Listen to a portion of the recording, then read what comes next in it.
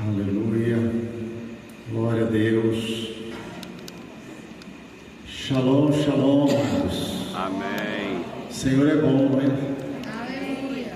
Ele é muito bom. Glória a Deus por estarmos aqui e principalmente na celebração do aniversário da igreja. E sabemos que até aqui o Senhor nos ajudou, né? É o Senhor que tem feito isso. É a boa mão do Senhor que tem sido com este lugar, com esse povo, né? Com seus líderes, seu pastor. Glória a Deus por isso. Me alegro, me sinto honrado de voltar aqui.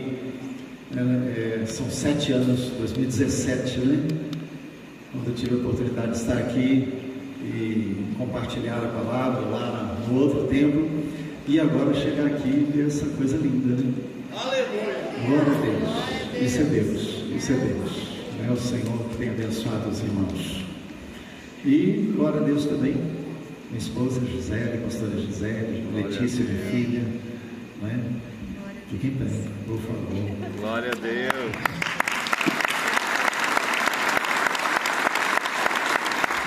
Glória a Deus. Aleluia.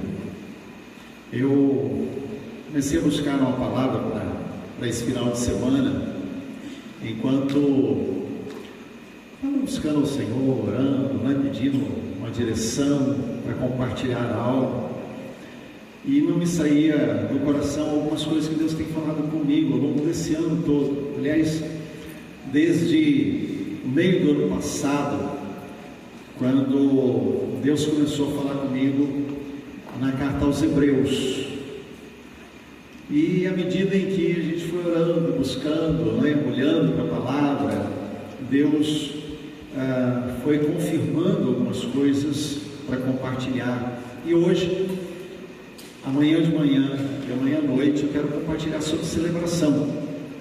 Celebrando o ontem, celebrando o hoje e celebrando o amanhã. Amém. Olhando para trás, para a história, aprendendo as lições, vendo o que Deus já fez, olhando para o hoje e aprendendo a enxergar que Deus continua agindo, Deus nos tem colocado em posições privilegiadas, mas também olhando para o amanhã e com fé, confiando naquilo que Deus tem prometido que Ele fará.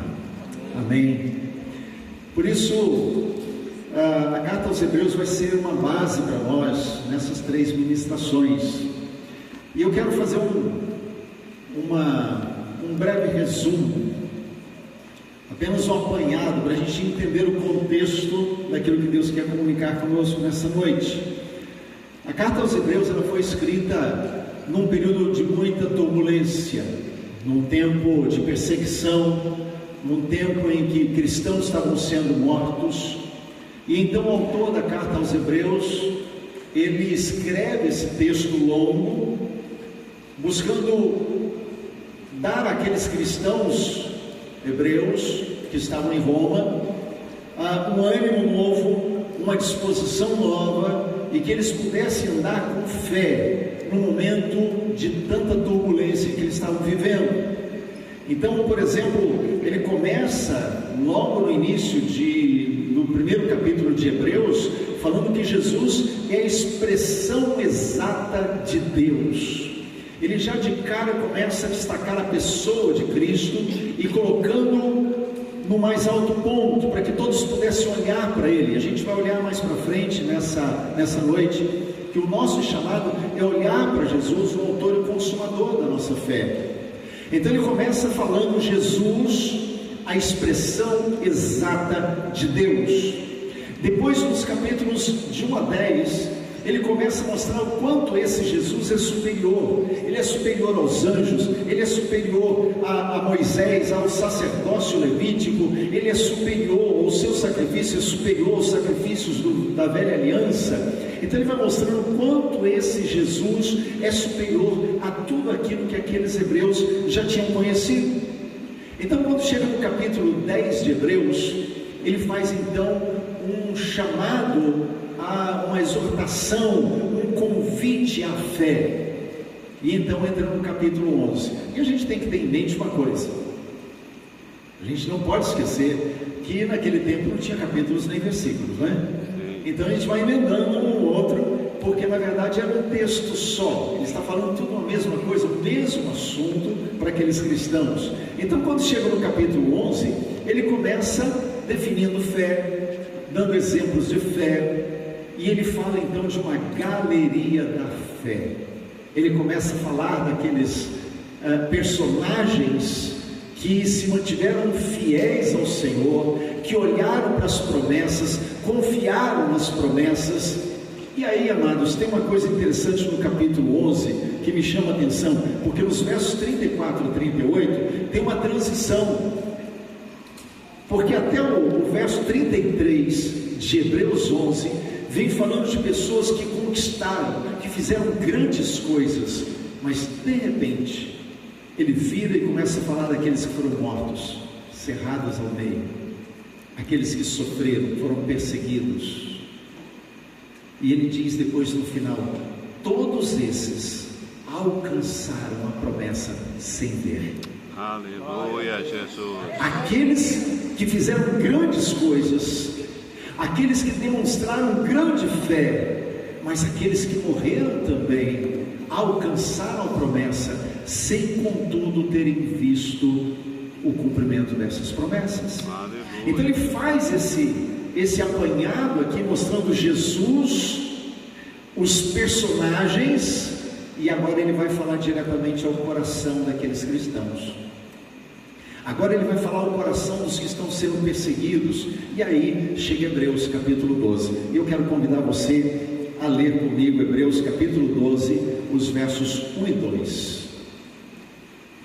Então, tendo em vista esse quadro, Jesus o centro, Jesus o alvo, Jesus superior, os personagens que creram na promessa, sem contudo virem o cumprimento dessa promessa que era Jesus, que permaneceram fiéis. E agora entra no capítulo 12, os versos 1 e 2 de Hebreus, que nós lemos assim: portanto, também nós, visto que temos a rodear-nos tão grande nuvem de testemunhas, desembaraçando-nos de todo peso e do pecado que tenazmente nos assedia, corramos com perseverança a carreira que está proposta, olhando firmemente para o autor e consumador da fé, Jesus, o qual, em troca da alegria que lhe estava proposta, suportou a cruz, não fazendo caso da ignomínia, e está assentado à destra de Deus.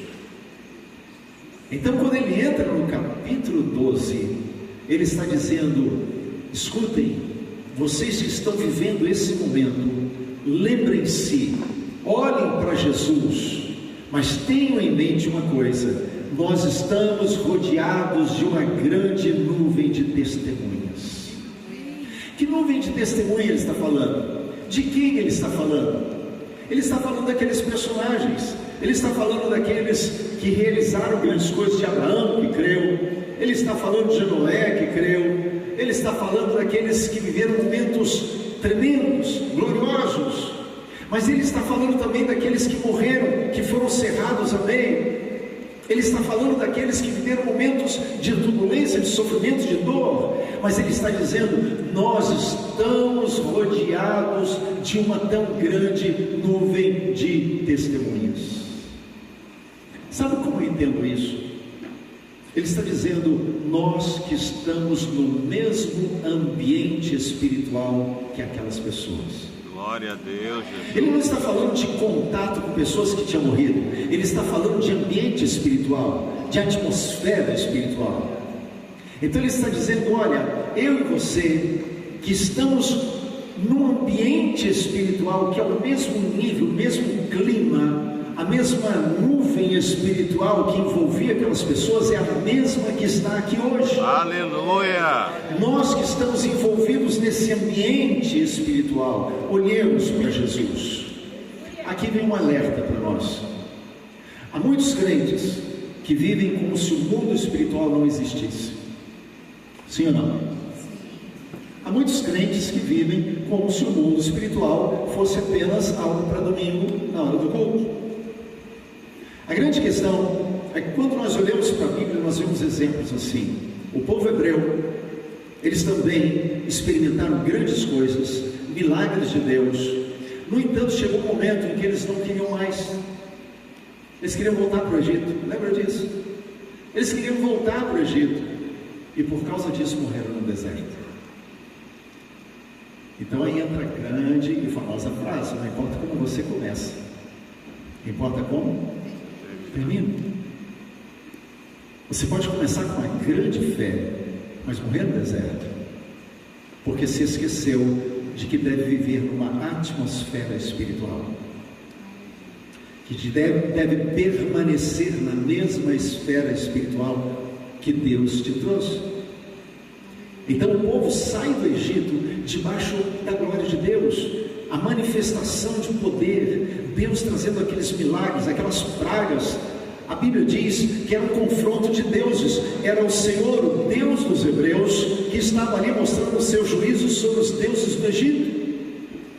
E eles veem todas aquelas coisas, mas quando eles saem para o deserto, eles começam a reclamar, eles começam a murmurar, eles já não querem continuar,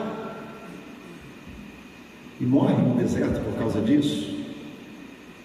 Nós vivemos um tempo difícil, um tempo humanista, um tempo tecnológico, um tempo sem Deus, e muitas coisas roubam de nós a atmosfera espiritual. Quer ver uma coisa simples? Eu preciso trocar de carro. Onde eu faço? Onde eu vou? Numa concessionária. Eu quero comprar um móvel novo. Eu vou na loja de móveis. Eu preciso de um dinheiro extra. Eu vou aonde? Vou no banco. E assim não é? Eu estou numa crise no casamento. Eu vou no gabinete do pastor. Sabe por que fazemos isso, amados? Porque nos esquecemos de que estamos vivendo numa atmosfera espiritual. Somos seres espirituais. Nós não somos carne, nós não somos alma, nós temos um corpo, nós temos uma alma, mas nós somos essencialmente espírito, e Deus nos criou espírito para termos um contato com o Espírito de Deus, para que Deus pudesse se comunicar conosco, nós com Deus. Então nos esquecemos da atmosfera espiritual que Deus nos chamou para viver, e começamos a buscar as soluções do jeito que nos agrada, do jeito que nós gostamos, do jeito que nós queremos. Quando nós olhamos no início da Bíblia, a gente já encontra razão nisso tudo. Deus coloca o homem e a mulher no jardim e dá a eles uma ordem: vocês podem comer de tudo, menos de uma árvore, a árvore do conhecimento do bem e do mal. Até ali, o homem era neutro, moralmente neutro. Amém? Ele era moralmente neutro. Acontece que quando ele come daquele fruto, daquela árvore, ele toma para si algo que era apenas de Deus: o direito de dizer o que é certo, o que é errado, o que é bom, o que é mal. A partir daquele momento, cada ser humano começou a decidir e escolher: isso é bom para mim, eu quero; isso eu gosto, eu quero; essa pessoa eu não gosto, eu não quero; aquela pessoa eu não gosto, eu me afasto. E começamos então a fazer seleções de acordo com um conhecimento que na verdade não é mais o conhecimento de Deus, é aquilo que tirou o homem do jardim, que afastou o homem de Deus, que impede que a gente tenha a visão clara de qual é a vontade de Deus em cada situação. Então começamos a escolher, começamos a definir por nós mesmos. A questão é, em primeiro lugar, quem vive o ambiente do céu não depende do ambiente da terra. Eu vou repetir: quem vive no ambiente do céu não depende do ambiente da terra. Aleluia! Você pode repetir isso para quem está perto de você? Quem vive o ambiente do céu não depende do ambiente da terra. Não depende. É interessante, porque eu olho para o livro de Atos, eu estava lendo esses dias o livro de Atos, relendo, estudando, meditando nos acontecimentos da igreja inicial ali, E de repente eu me deparo com Pedro e João sendo presos, e as autoridades começam a pressionar para que eles parem de pregar aquela palavra. Vocês encheram Jerusalém dessa palavra, e eles querem que Pedro e João parem com aquilo, que a igreja pare de pregar. E então chega um momento que eles vão açoitar. Eles pegam o chicote e vão chicotear Pedro e João. E sabe o que acontece? A Bíblia diz que eles se regozijaram pelo privilégio de sofrer por causa de Jesus. É verdade. Qual foi a última vez que você deu graças por um problema? Qual foi a última vez que você disse: Senhor, eu te adoro, não estou entendendo nada, isso está doendo em mim, isso está fazendo falta para mim, mas eu te dou graças porque o Senhor está no controle. Sabe o que é isso, amado? É ter os olhos no mundo espiritual, é tirar os olhos da terra, é parar de olhar para as coisas desse mundo e começar a olhar no ambiente espiritual em que nós estamos. Deus está no controle. Deus está no controle. Então começamos a dar graças em tudo. Paulo e Silas estavam presos numa prisão, mas adoravam ao Senhor, porque para eles não importava onde eles estavam, não importava o que estava acontecendo, o que importava era o mundo espiritual. Eles estavam diante do Senhor. Aleluia, Jesus. Todo o tempo. A segunda verdade é: quem vive o ambiente do céu vê o que outros não conseguem ver. Quando você vive o ambiente do céu, você começa a ver coisas que outras pessoas não estão vendo. E eu não estou falando de ver, ter visão, e de repente você está ali e você começa a ver coisas diferentes. Eu não estou falando exatamente disso, embora isso esteja envolvido também. Mas Provérbios capítulo 2, os versos 4 e 5 diz assim: se buscares a sabedoria com a prata, e com a tesouros escondidos a procurares, então entenderás o temor do Senhor e acharás o conhecimento de Deus. Ele está dizendo aqui que se você buscar como a tesouros escondidos, você chegará ao conhecimento de Deus. Deixa eu fazer uma pergunta. Imagine que de repente você descobrisse que em algum lugar da sua casa tem uma barra de ouro. Você não sabe onde está, mas alguém escondeu ali em algum lugar. O que você faria? Ia ficar alegre, bacana, tem algum lugar, né? Deixa lá.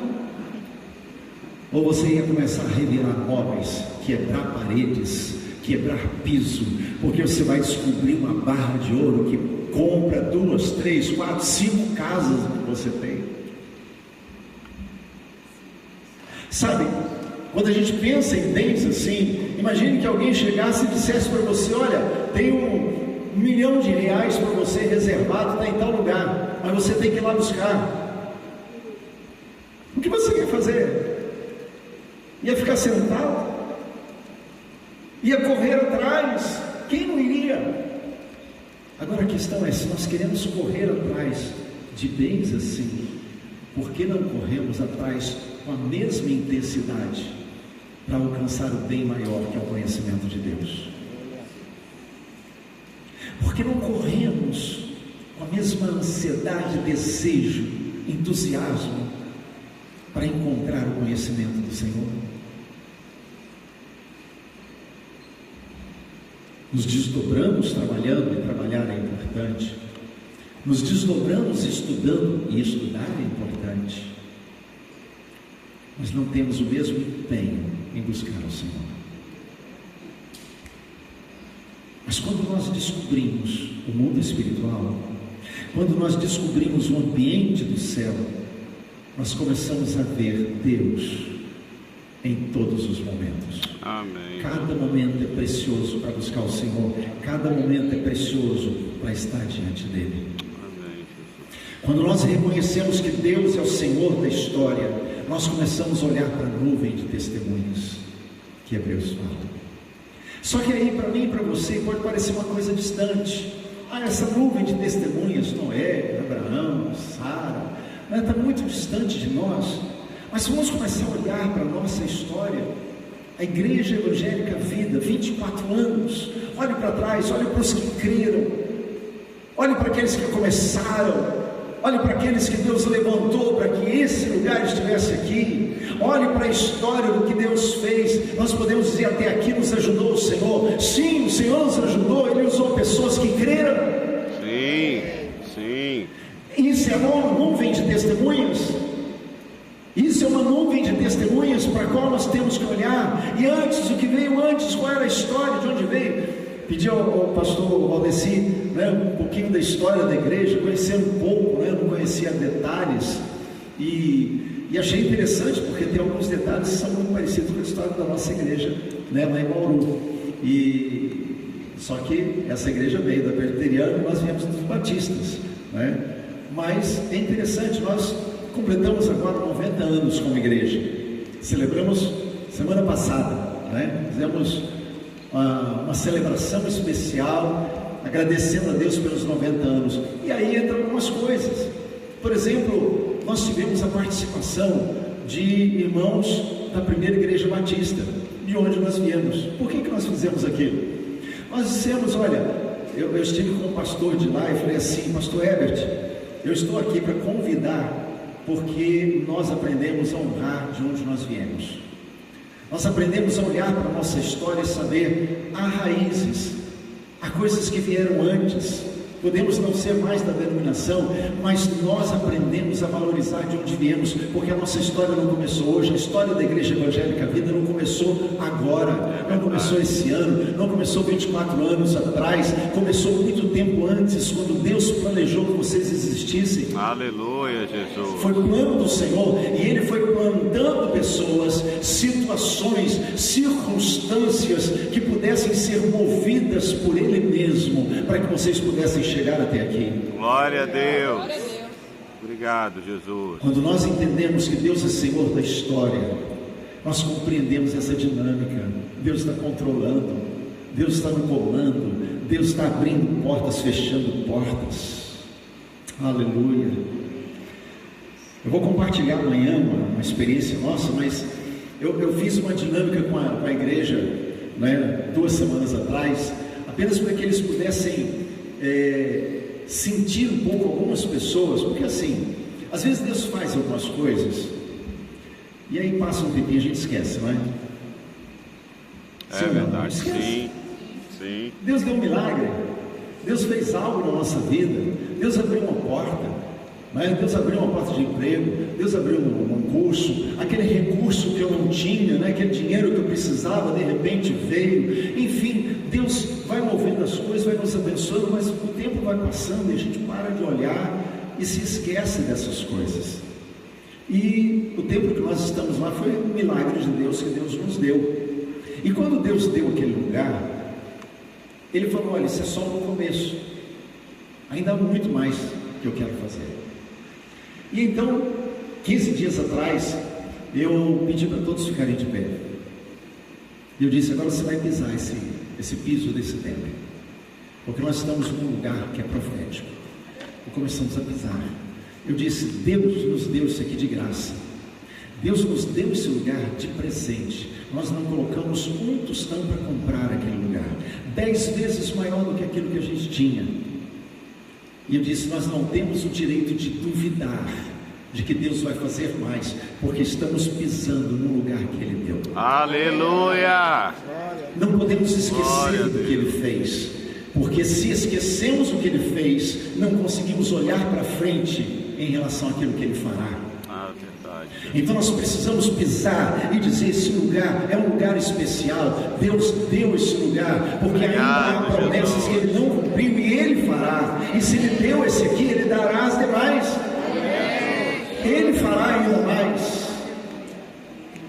Nós cremos. Em 2013 nós passamos por uma experiência, eu compartilhei isso 15 dias atrás na igreja, relembrando a história, Mas em 2013 nós enfrentamos um momento de turbulência, e por várias circunstâncias internas nós dissolvemos todos os ministérios internos da igreja, né, algumas coisas funcionando, mas a gente queria buscar de Deus uma reestruturação. Enfim, e aí aquilo fez com que algumas pessoas simplesmente fossem embora. Isso acontece aqui também? Não, só lá, né? E aí nós enfrentamos um problema, né?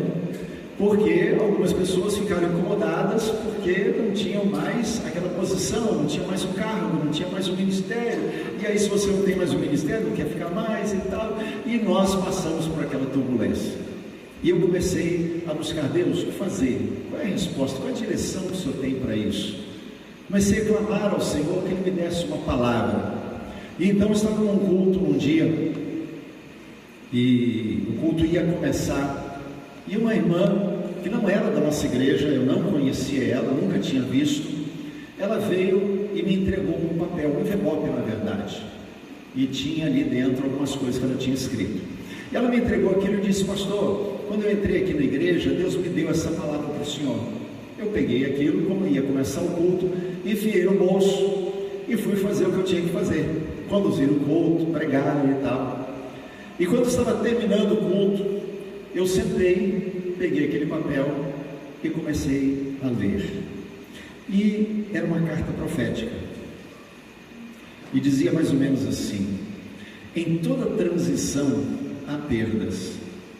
Fique firme no que Deus te falou. Não olhe para as perdas, mas para aqueles que ficaram. O Senhor nos fará prosperar, e esse lugar será pequeno. Aleluia! Continuou, não é, falando várias coisas bem específicas em relação à nossa igreja. Mas lembre-se, ela não era da nossa igreja, nunca tinha ido lá, eu não a conhecia, e Deus falou com ela ali, naquele momento.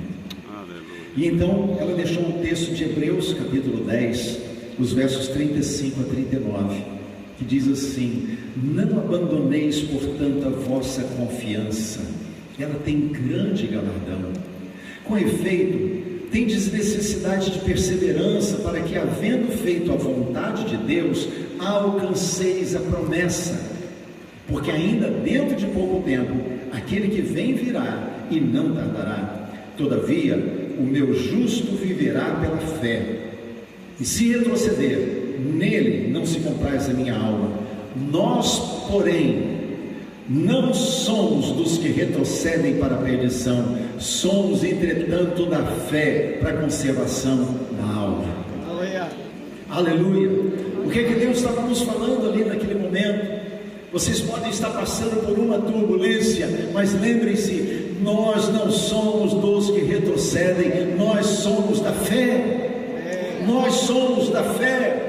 Isso eu quero dizer para vocês, Igreja Evangélica Vida, vocês não são dos que retrocedem. Deus os plantou aqui para serem geradores de vida em Cristo Jesus nesse lugar. Glória a Deus. Em Igreja Vida, para levar a vida àqueles que não têm vida. É Deus fazendo isso. Aqueles hebreus estavam no meio de uma perseguição e foram chamados a permanecerem firmes.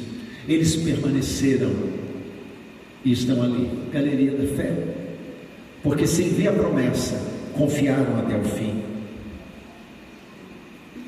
Lá em Êxodo capítulo 12, a Bíblia diz que Deus traz libertação ao povo que está ali no Egito.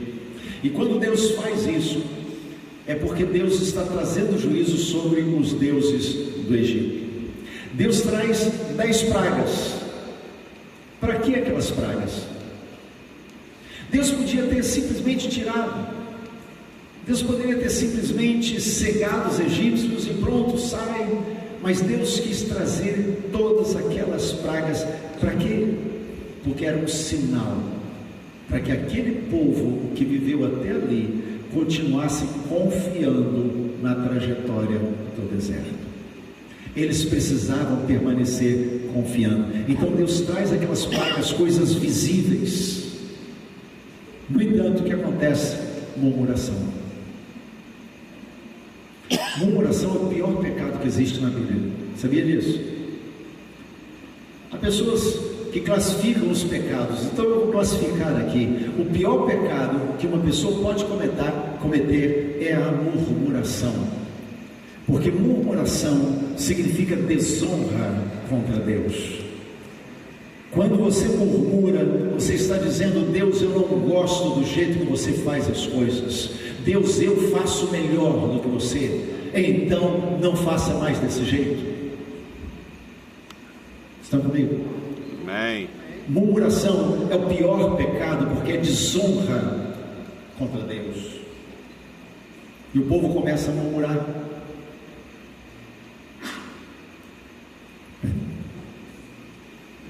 Mas há um homem que aparece ali como sendo aquele que se mantém fiel. Ele se chama Caleb. Lembra da história de Caleb? Moisés, orientado por Deus, manda 10 espias para ver a terra. 10 deles voltam dizendo: não vamos conseguir, são gigantes, eles são muito fortes, somos gafanhotos diante deles. E então Caleb, ele levanta a voz, ele diz: vamos entrar. Se Deus falou que vai nos dar a vitória, se Deus falou que vai nos dar essa terra, Ele vai nos dar. Ele se mantém firme. Sabe o que acontece? 40 anos depois, Caleb entra na terra, e a maior porção da terra é dada à sua descendência. Glória a Deus. Sabe por quê? Porque quando todos diziam não dá, ele continuou confiando no Deus que disse dá. Amém, Jesus. Ele continuou firme, confiando no Senhor.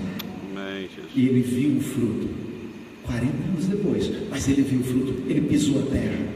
Ele disse: eu quero aquelas montanhas onde eu entrei, aquela terra que eu pisei quando eu vim espiar, eu quero aquelas terras. E aos 85 anos ele entra na terra, vai guerrear com os inimigos, vai expulsar os inimigos daquele lugar e toma posse do que era a promessa de Deus. Aleluia, Jesus. O que Obrigado. Deus está dizendo nessa noite é: levanta os teus olhos e vê, celebre o que Deus já fez, celebre o que já veio. Celebre o fato de que Deus conduziu a história dessa igreja até aqui. Celebre de onde você veio, a sua história. Celebre o Deus que continua fazendo. Isaías 43, os versos 18 e 19 diz: não vos lembreis das coisas passadas, nem considereis as antigas. Eis que faço coisa nova, está saindo a luz, porventura não percebeis? Eis que porei um caminho no deserto e rios no ermo. Pode parecer contraditório, ele está dizendo aqui: não lembreis das coisas passadas, mas a palavra lembrar aqui quer dizer se apegar.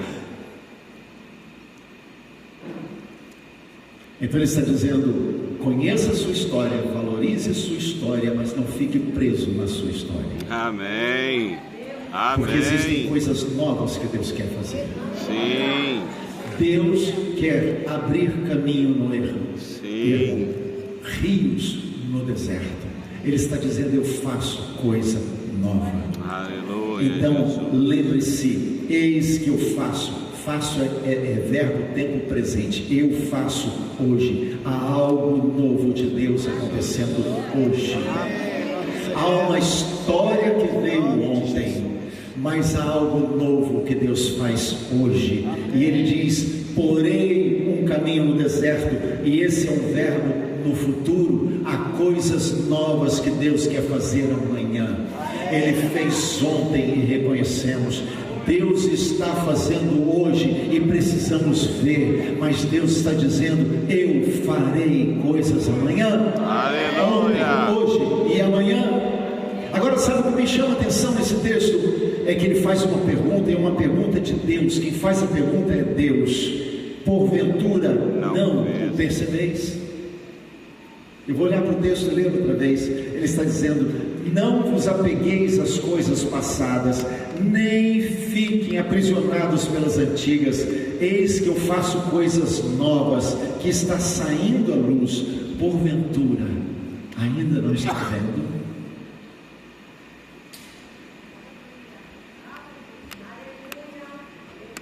Ainda não estão enxergando o que Deus está fazendo? Amado, Deus te trouxe aqui e você está aqui hoje, e eu creio nisso. É porque Deus quer que você faça parte de algo novo que Ele está fazendo hoje. Amém. Aleluia. Amanhã ele tem promessas, mas há algo de hoje. Não de ontem, ele já fez, mas de hoje. Quando nós entendemos o ontem, quando nós aprendemos a enxergar o que Deus faz hoje, o nosso coração fica pronto para o amanhã. Amém, Jesus. É isso que Deus quer fazer. É isso que Deus deseja fazer com a Igreja Evangélica Vida. Amém. Amém. Amém. Podemos orar sobre isso? Amém. Vamos ficar de pé. Aleluia. Aleluia. Glórias a ti, Senhor. Oh, Deus. Glórias a ti. Feche teus olhos diante do Senhor. Eu quero convidar você a orar nesse momento sobre isso. Você faz parte de uma história, ainda que você esteja chegando aqui. Eu quero dizer, Deus é Senhor da história.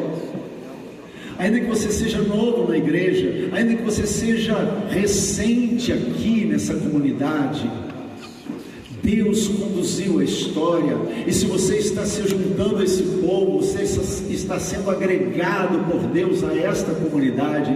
Deus, o Senhor da história, está conduzindo as coisas. A você que está desde o início, você que está desde o começo, tem lutado as lutas, as guerras que têm acontecido nesse lugar, tem experimentado as vitórias que Deus tem dado nesse lugar. Eu quero dizer para você, o Deus da história tem conduzido essas coisas. Você chegou até aqui porque Deus trouxe os teus pés até aqui. Ele cuidou para que você não desviasse, Ele cuidou para que você não ficasse pelo caminho, Ele cuidou para que você não morresse pelo caminho, porque o teu coração foi sincero para com Deus. Você se manteve fiel ao Senhor, não ficou murmurando, mas está aqui confiando que o Senhor continua o mesmo. Ele continua sendo o mesmo. Então eu quero convidar você a dizer: Deus, eu quero viver uma nova história, porque aquilo que o Senhor fez autentica o que o Senhor fará. Aquilo que o Senhor já fez me mostra que o Senhor continua fazendo e vai continuar fazendo. Aleluia. Jesus deixou claro: meu Pai trabalha até agora e eu trabalho também.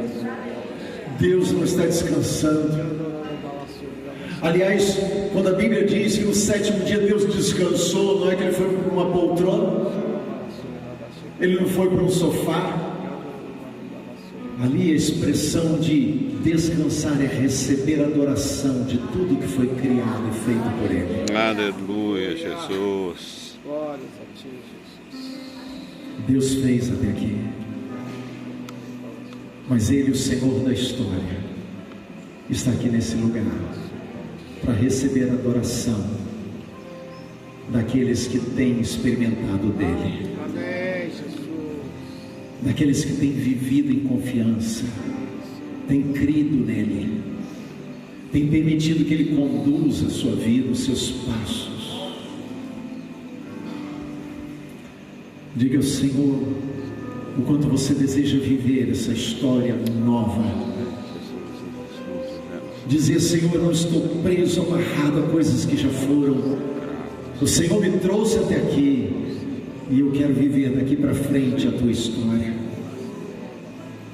Eu quero viver daqui para frente o que o Senhor planejou. Amém, Jesus. Eu quero ter um olhar espiritual. Sim, Jesus. Eu não quero ficar preso, aprisionado a coisas desse mundo. Eu não quero ficar dependendo das coisas desse mundo.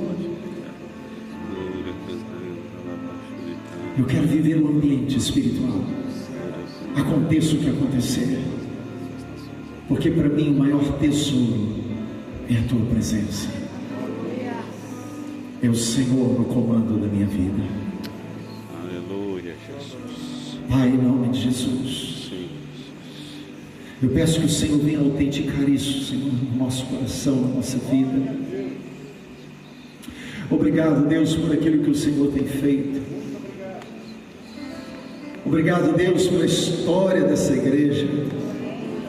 Obrigado, Deus, por aquilo que o Senhor mostrou de promessas. Obrigado, Promessas Jesus. que já foram cumpridas. Obrigado, Jesus. Promessas que estão sendo vividas. as promessas que ainda aguardamos. Aleluia.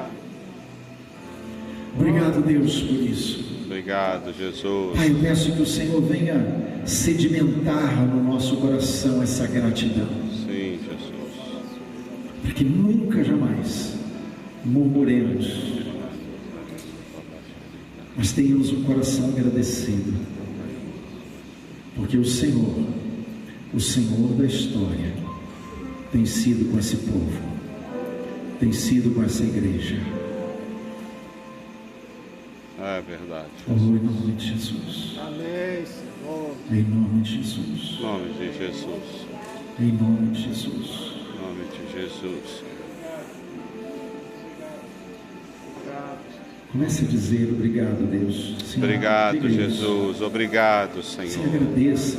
Obrigado, Obrigado, Senhor. Senhor, porque o Senhor Obrigado, tem sido muito bom. Jesus. Obrigado, Senhor.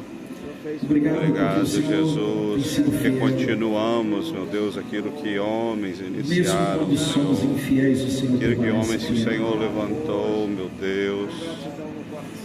Obrigado, Jesus. Obrigado, Diga Jesus. palavras de gratidão a Ele. Obrigado, Senhor. Obrigado, Deus. Senhor. Muito obrigado. Muito obrigado, Jesus. Muito obrigado, Senhor. Muito obrigado, Senhor. Muito obrigado, Jesus. Muito obrigado, Senhor. Sim, Jesus. No fluir da graça encontrei em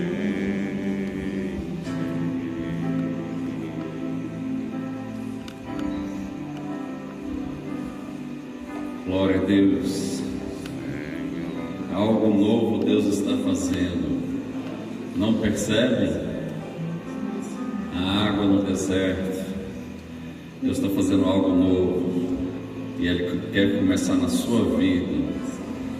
Estamos já finalizando 2024, mas 2025 é ano de algo novo, de experiências novas, Glória a ti, Senhor. de intimidade que ainda você não provou com Deus.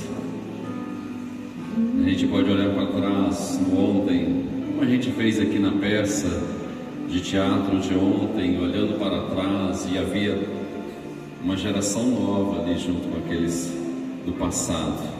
Algo novo, uma geração nova que Deus está levantando nesta igreja, uma geração de homens, mulheres, crianças, jovens, adolescentes que adoram o Senhor em espírito e em verdade. Algo novo que Deus quer fazer na sua vida, algo novo que Deus quer fazer na sua casa, na sua família, algo novo que Deus quer começar na sua célula, algo novo que Deus quer fazer. Eu queria orar pela sua vida, a despeito do pastor Aires já ter orado, mas desafiar você que sabe, tem convicção no seu coração, tem algo novo para Deus fazer na minha vida. Eu queria desafiar você. Vem aqui na frente, eu vou abençoar a sua vida. Algo novo, inédito que Deus quer fazer. Algo novo, algo novo.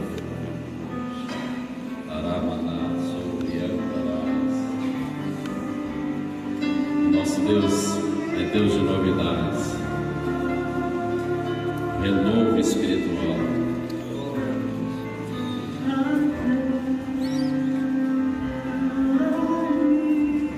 Aquilo que Deus pode fazer demais, mais de novo na sua vida. Alguém aqui no nosso meio que ainda não confessou a Jesus, quer, Senhor, eu quero te aceitar hoje. Algo novo vai começar a acontecer na minha vida hoje, e eu quero abrir o meu coração. Alguém aqui no nosso meio, levante sua mão bem alta. Senão nós já vamos orar. Mas algo novo Deus já está fazendo aqui, neste momento. Amém, Jesus. Na vida desses amados irmãos, na igreja do Senhor Jesus. Amém, Jesus. Te louvamos, Senhor, porque Tu és o Deus da novidade. Tu és o Deus, Pai, que não é um Deus de mesmice, mas é aquele Deus que faz coisas novas todos os dias. A Tua palavra diz que a cada manhã o Senhor renova sobre nós a Tua misericórdia. E aqui há um grupo, Senhor, com o coração aberto, sedento, falando: Senhor, faz algo novo, faz algo novo, faz algo novo. O ontem foi maravilhoso, o que a gente tem de experiências do ontem foi maravilhoso, mas nós queremos provar de uma experiência nova, nós queremos provar de um dom novo, nós queremos provar de um talento novo, nós queremos provar de uma intimidade que ainda nós não experimentamos, nós queremos aprofundar mais, nós queremos, ó Deus, mergulhar mais fundo, Senhor, porque o Senhor tem coisas novas, tesouros escondidos, maravilhas que ainda nós não provamos. Abra os nossos olhos, abra os olhos da nossa fé, para que nós possamos enxergar o futuro que está tão próximo, Senhor. A despeito de estarmos olhando para trás, mas nós queremos olhar para cima, para o autor e consumador da nossa fé, como diz o teu servo neste livro de Hebreus, em nome do Senhor Jesus, Pai. E eu ministro sobre cada um algo novo, uma unção nova, ó Deus do céu, sobre a vida de cada um, uma unção nova, Senhor. Nós vamos entrar, ó Deus, em 2025, ó Deus, uma unção nova, renovada pelo Senhor, Pai, em nome do Senhor Jesus. Por isso eu ministro, Pai, profeticamente, esta unção nova, este óleo novo, meu Deus, esta visão nova, esta, ó Deus, motivação nova, esta alegria nova no coração de cada um, em nome do Senhor Jesus. E assim, ó Deus, seja na tua igreja, a Igreja Evangélica Vida, como foi falado aqui, ó Deus, vinda do céu, esta palavra através do servo, que algo novo o Senhor já está fazendo no nosso meio, para a glória do teu nome. Aleluia, amém e amém. Se você crê nisso, dá uma salva de palmas bem calorosa, um abraço nessa pessoa do seu lado, diz: algo novo vai começar, irmão, algo novo, se prepare, algo novo, em nome do Senhor Jesus, em nome de Jesus. Nós estamos encerrando, já vou fazer a oração final para a gente encerrar, mas eu quero dar um aviso. Amanhã cedo